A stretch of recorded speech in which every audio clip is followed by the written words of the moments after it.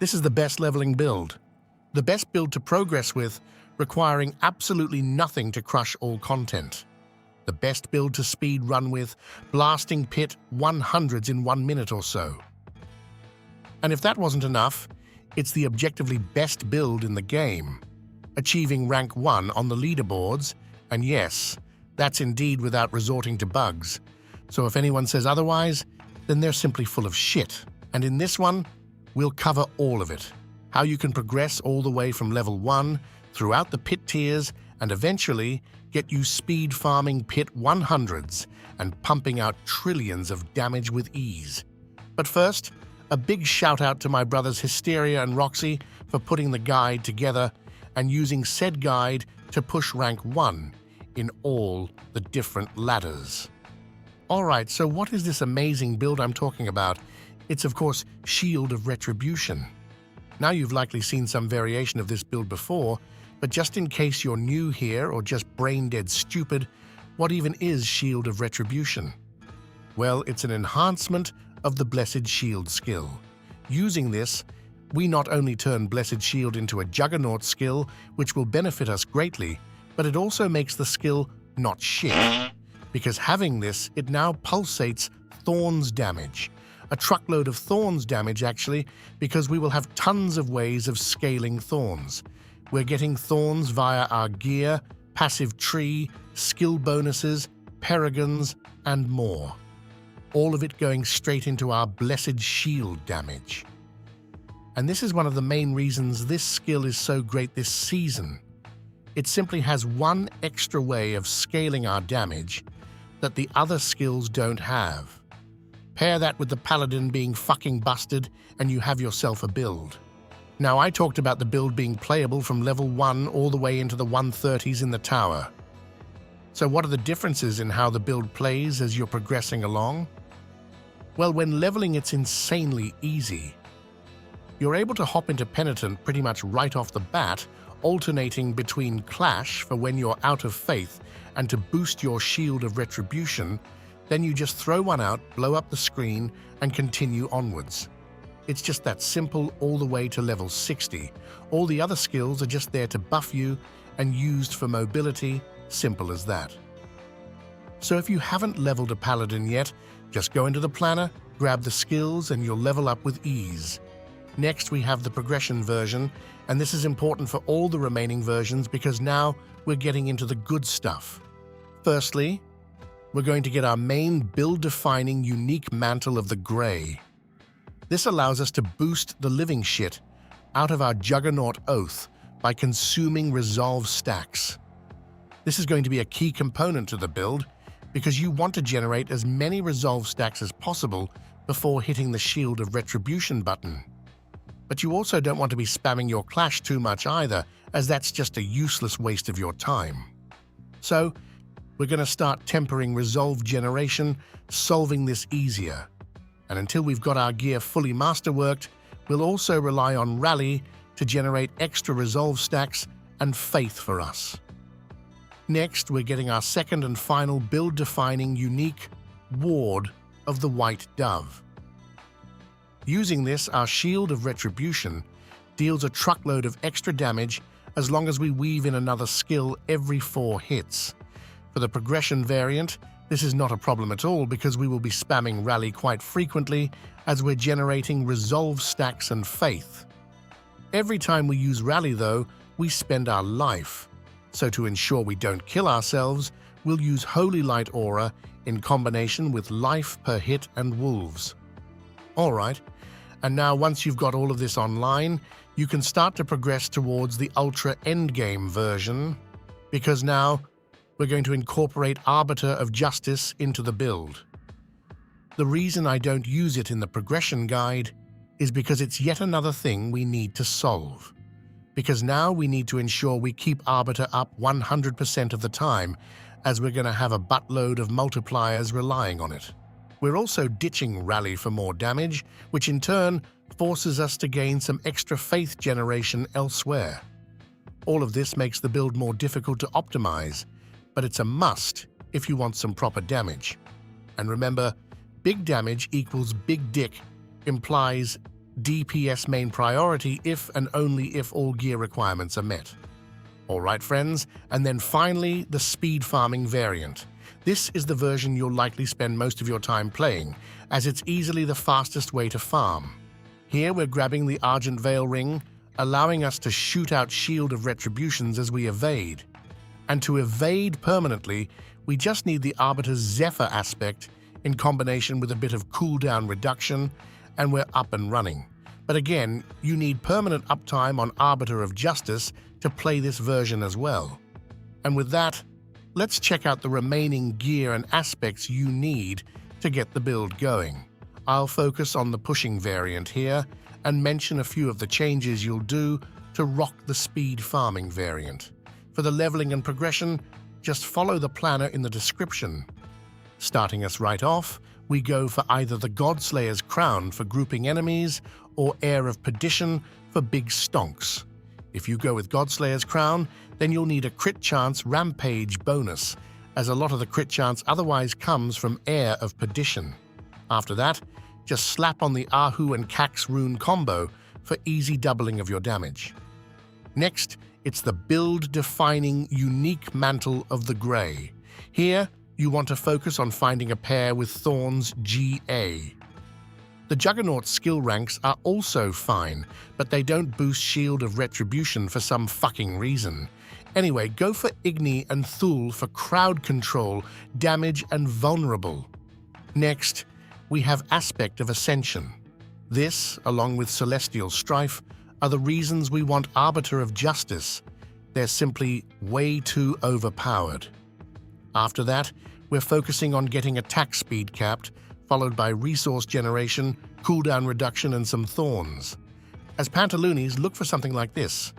Maximum resolve stacks will massively increase your damage via Mantle of Grey, but the amount you want on your gear depends solely on your resolve generated temper, because you need to offset the maximum resolve stacks with resolve generated, or else you'll have to weave in extra clashes, which is a DPS loss.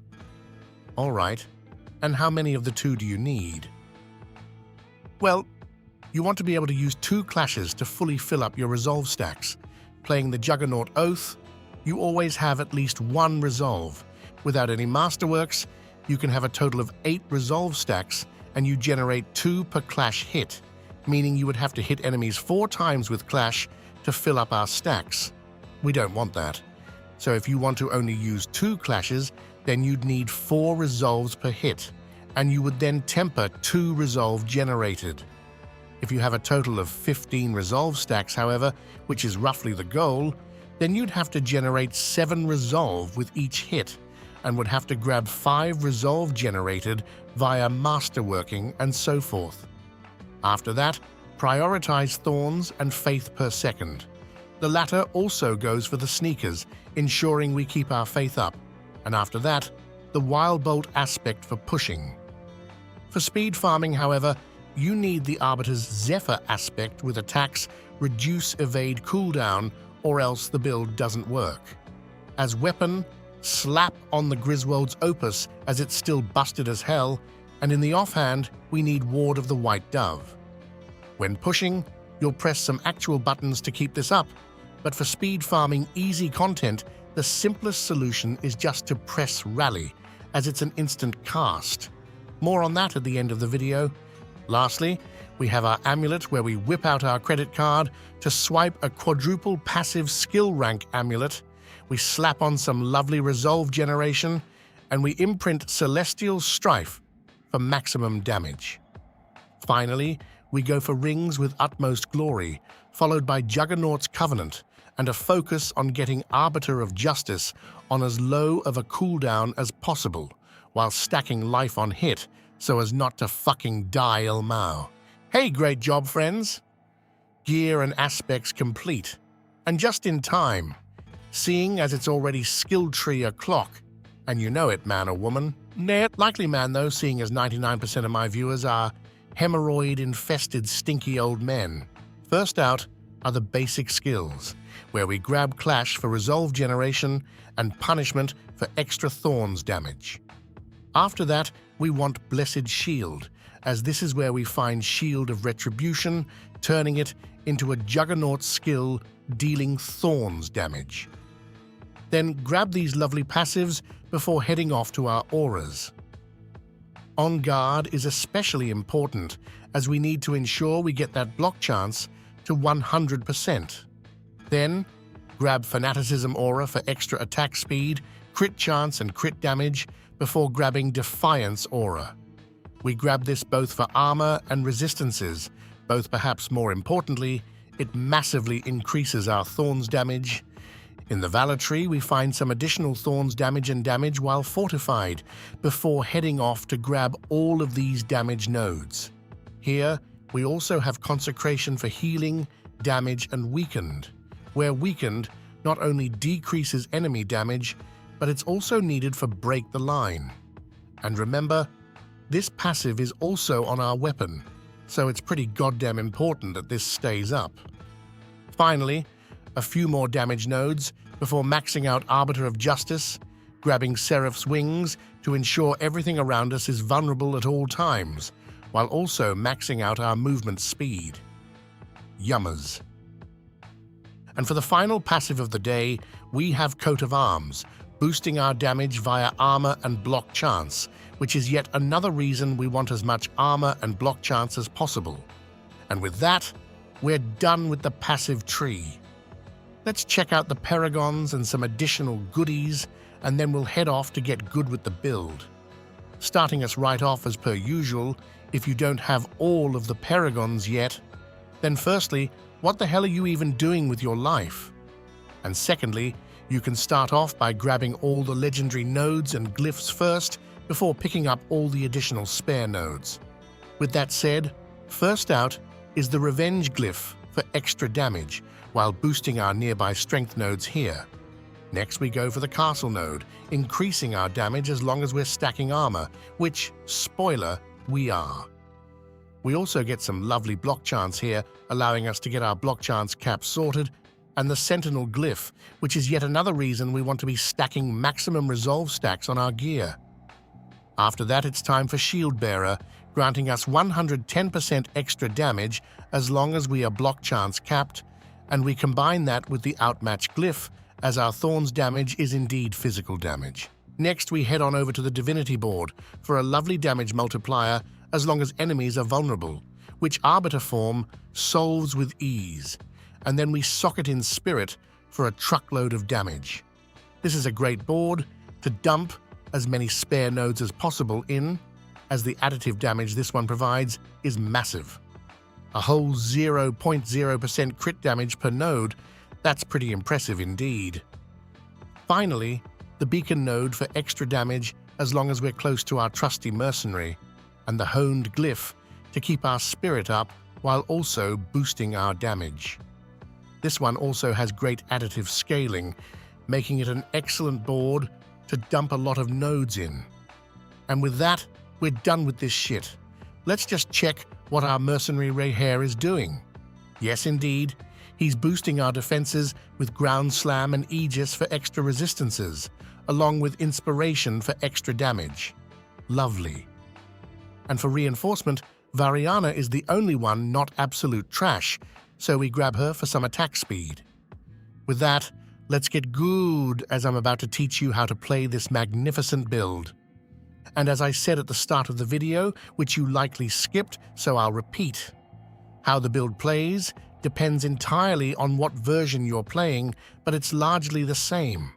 For leveling and progressing the tiers, you just bash your head on the keyboard and shit just sorts itself out pretty much. Use Clash once every 6 seconds, use Rally when you need Faith, and then just press all of the buttons. Simple as that. Now when we get to the main pushing variant, there are a few things we need to keep track of. Firstly, it's the Ward of the White Dove damage bonus, which you'll find down here. Then, you have your Clash Thorns bonus, which you'll find here. And on top of that, you also have your Juggernaut damage bonus. And if that wasn't enough, you need to keep track of your Arbiter as well. That sure is a lot for you bunch of brain-dead donkeys. So is there any way to make all of this easy to keep track of? Yeah, it's no problem really. After using one of your skills that is not Shield of Retribution, you'll get 3 stacks of the Ward of the White Dove damage bonus. So you just cast 3 Shield of Retributions, use a Clash, and repeat. This actually solves all of our problems, because the Ward of the White Dove damage bonus stays up, the Clash damage stays up, and you'll keep spending your Resolve stacks so that the Juggernaut damage bonus stays up as well. This does, however, require that you've masterworked your gear so that the amount of Resolve stacks you generate matches up with your maximum Resolve. Alright, and then we have the Arbiter of Justice. How do we keep that one up? Easy, you press the fucking button. Every time it's off, you press it, because it's imperative that you keep that one up as not to lose your damage bonuses. Finally, what do you do with the rest of the skills? Well, Defiance Aura you use when you need Unstoppable, whereas Fanaticism, Aura, and Consecration are used when you've got some enemies stacked up to reduce damage taken and increase your own damage. And finally, when speed farming, you just evade. You never want to stop, so instead of using Clash for generating Resolve stacks, you have Rally, as you won't have to stop evading. And when it comes to Clash, you just use it to keep your Thorns damage up, leave it, and then use it again as the buff wears off. Easy as that. And with that, we're done. Make sure to drop a sub, check out Hysteria and Roxy's channels, and I'll see you in the next one.